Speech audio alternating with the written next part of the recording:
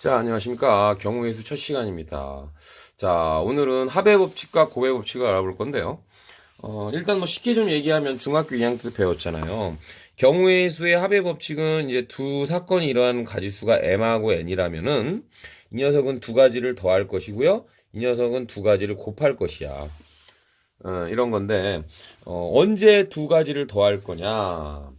언제 두 가지를 곱할 거냐 이런 문제가 발생하는데 이 녀석은 두 사건이 동시에 일어나지 않을 때 이렇게 더하시면 되고요. 이 녀석은 동시에 일어날 때 곱하면 되는데 자 여기서 주의할 사항은 동시에란 얘기는요. 이 두 개의 주사위가 이제 선생님이 지금 있다고 쳐요. 이렇게 그랬을 때 이렇게 동시에 주사위가 16, 15 뭐 이렇게 나왔다. 이런 것뿐만이 아니고요. 얘를 던진 상태에서 그 다음에 몇 초 후에라도 이렇게 바로 연속적으로 던지는 이런 느낌도 동시에로 취급한다라는 거야. 연속적인 경우. 그러니까 이 동시에라는 것이 무조건 두 개를 동시에 던진다는 게 아니라 이 결과가 한 번에 보이면 된다 이런 뜻이야. 그쵸? 또는 연속적인 것도 된다는 얘기야. 그러니까 함께 일어난다 이렇게 생각하시면 돼요. 그러니까 이런 거죠. 내가 9시에 밥을 먹고 있을 때 9시에 밥을 먹으면 안 되겠다. 자, 내가 9시에 학교에 탁 들어가는 순간에 어머니께서 집에서 책을 읽고 계신다. 우아하네요. 밥을 드시는 게 아니고 이런 녀석도 이거는 동시에 일어난다고 보시는 거야. 같은 시간. 장소는 다르잖아. 장소는 다른데도 내가 9시에 학교에 가고 그리고 어머니는 집에서 책을 읽고 계신다. 뭐 이런 느낌도 다 동시에 일어난다라고 보시면 되겠다라는 얘기야. 그래서 함께 그 사건이 존재한다라는 의미로 좀 보셔야 된다라는 거 좀 알아두시고요.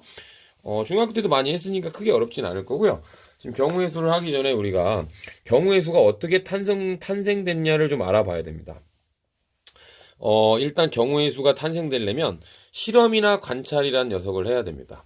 예전엔 이거를 우리가 시행이라고 했습니다. 뭘 한다 그러죠. 뭘 한다. 근데 이런 녀석들의 조건이 있어요. 이런 녀석들은 이제 우리가 일상생활에서 제일 많이 쓰는 게 주사위를 던지거나 동전을 던지는 거. 이런 녀석들이 제일 많죠.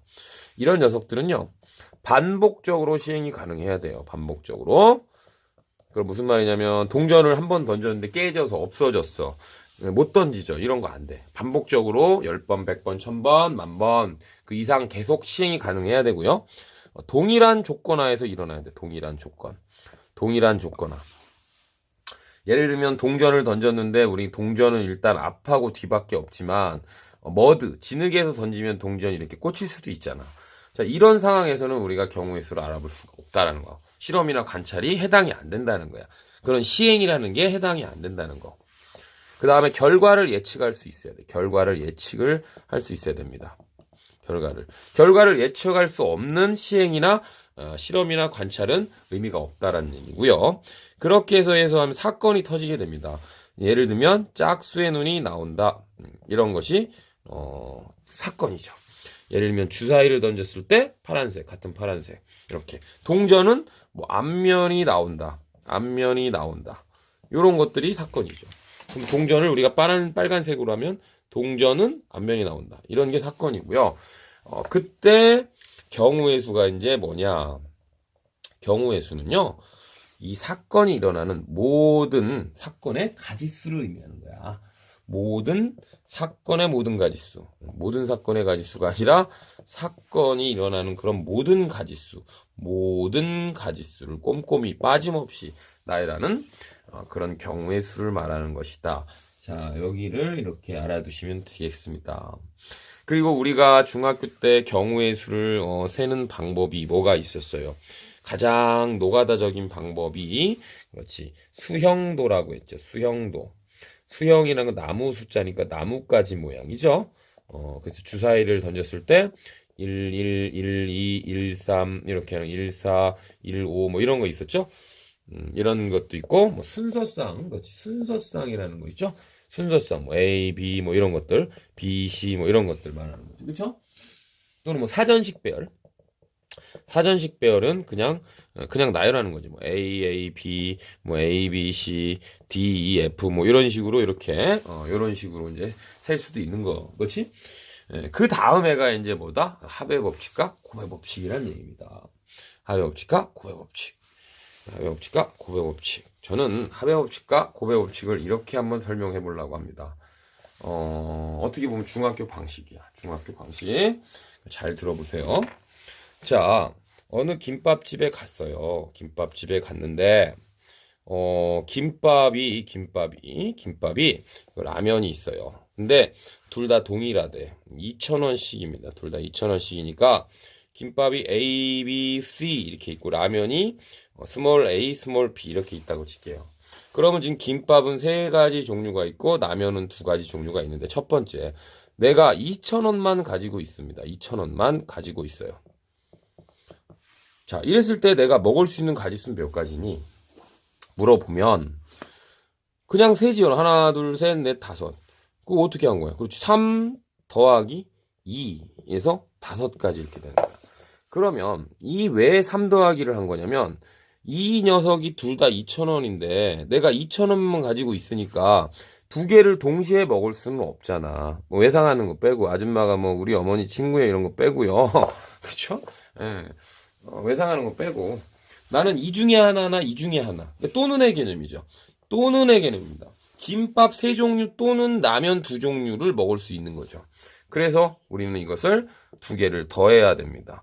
그러면 의미가 뭐야? 그렇지. 동시에 일어날 수 없다라는 게 되겠습니다. 자, 그런데 내가 공부를 너무 잘해서 어머니가 4,000원을 주셨어. 4,000원을 가지고 있습니다. 아마 사실 요새 물가하고 안 맞죠. 라면 2,000원 좀 싸다. 김밥은 2,000원짜리도 꽤 많죠. 원조 김밥 뭐 이런 거 있죠. 원조 김밥, 그냥 김밥 뭐 어쩌고 하고 라면, 신라면. 그냥 대충 갑시다. 마음속으로만 생각합시다. 4,000원을 가지고 있으면 어떻게 되냐 보시오. 아줌마, 이렇게 주세요. 가능하죠. 그러면 김밥 라지 A, 스몰 이렇게 A, 라면 A 주시고, 그쵸? 그 다음에 A, B 이렇게 주세요. 가능하죠. 근데 동시에 주는 것도 가능하고, 아주머니 제가 김밥 먹고 다 먹은 다음에 주세요도 가능하잖아. 연속적으로. 그 다음에 B, A도 가능하고, B, B도 가능합니다. 지금 귀찮아서 이제 영어로 쓴 거예요. 뭐 여기 원조 김밥, 그냥 김밥, 참치 김밥, 신라면, 뭐 너구리 이렇게 쓰려고 하다가 C, B도 되는 거잖아. 그래서 6가지야, 이거 6가지. 자, 그럼 이 6가지가 어떻게 나온 거냐? 보세요. 하나당 2가지, 하나당 2가지, 하나당 2가지 이렇게 된 거지. 그래서 얘는 어떻게 한 거냐? 이 2가지를 어떻게 했다? 말해보세요. 그렇지. 곱했다. 3가지와 2가지를 곱했다. 그래서 6가지가 된다라는 거. 자, 저는 요렇게 경우의 수의 합의 법칙과 곱의 법칙을 설명할 수 있고요. 고등학교 가서는 이제 이것이 뭐 합사건, 전사건 뭐 이런 얘기합니다. 집합으로 얘기할 수 있는 거죠. 집합으로 얘기할 수도 있으니까 동시에 일어난다, 뭐 따로따로 일어난다 이런 얘기, 그치? 이런 얘기는요. 읽어보시면 충분히 이해 가능합니다. 알 수 있겠죠? 그래서 우리가 합의 법칙과 곱의 법칙을 왜 잘 알아야 되냐면 이 녀석을 가지고 생각보다 많은 경우의 수를 해결할 수 있는 근거가 된다라는 겁니다. 됐죠? 자, 그래서 이제 문제 한 번씩 풀어보겠습니다. 길 문제 한번 해볼게요. 길 문제.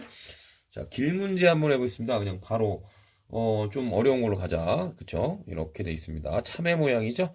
A에서 C가 여기 있고요. 이렇게 해서 여기 B가 있습니다. 그다음에 요렇게 해서 D가 있고요.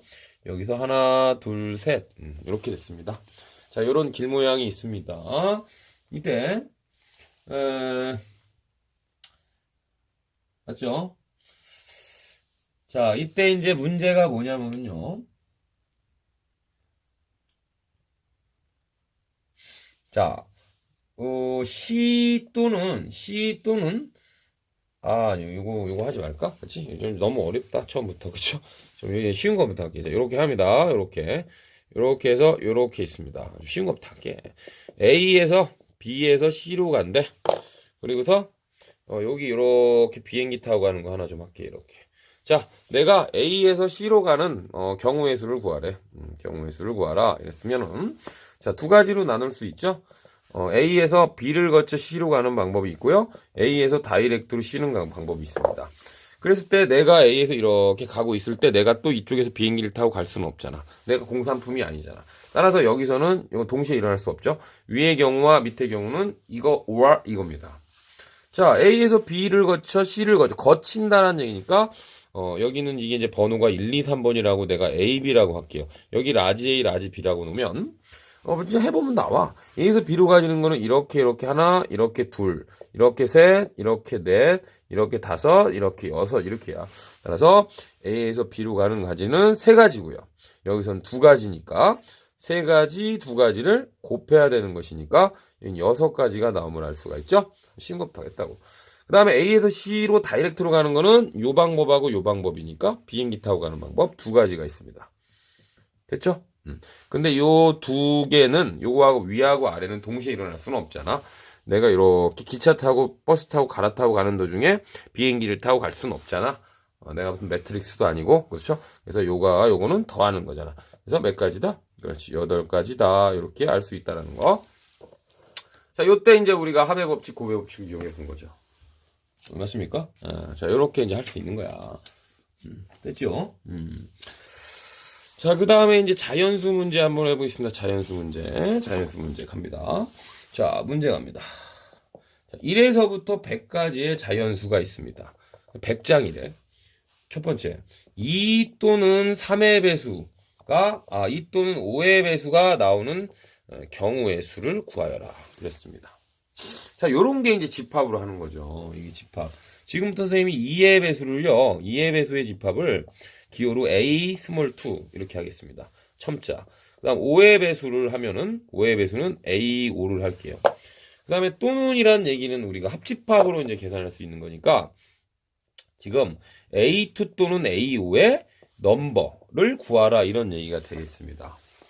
그러니까 얘를 굳이 기호로 하면 A2와 A5, 5의 배수에서 아시잖아? 그치? 공배수를 빼야 되겠죠. 공배수를 빼야 돼. 겹치는 게 두 번씩 들어가니까 그럼 2와 5의 공배수니까 10의 배수가 되겠고요. 자, 이 녀석은 2의 배수 세는 방법은 100 나누기 2 하시면 되겠지? 그 다음 얘는 100 나누기 5 하면 되겠습니다. 얘는 100 나누기 10 하면 되겠습니다. 따라서 얘는 50개고요. 얘는 너무 좋다 이거. 3이면은 짜증나는데 뭐 짜증 정도는 아니지만 5의 배수는 20개고요. 10의 배수는 10개지요.